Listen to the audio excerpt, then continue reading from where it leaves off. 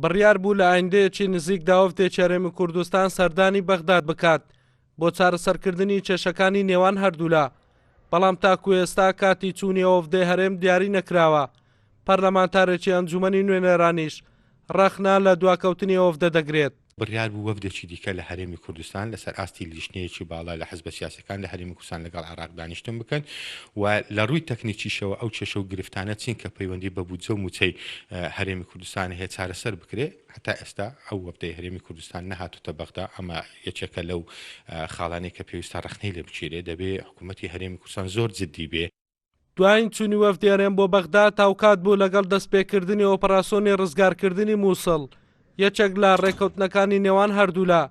هەماهەنگی بوو لە نێوان هێزی پێشمەرگەی کوردستان و سوپای عێراق لە بەرەکانی شەڕدا.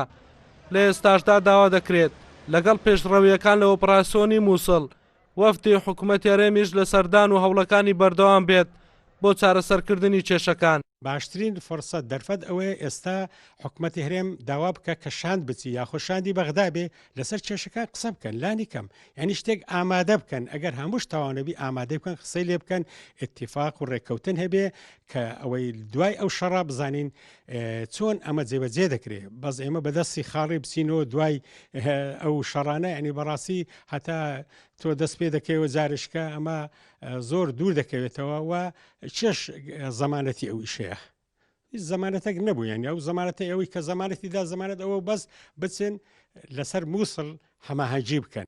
لە دوای فرۆشتنی نەوتی هەرێمی کوردستان بە شێوەیەکی سەربەخۆ و ڕادەستنەکردنەوەی داهاتەکەی بۆ حکوومەتی عێراق، کێشەکانی نێوان هەولێر و بەغداد قوڵتر بوونەوە.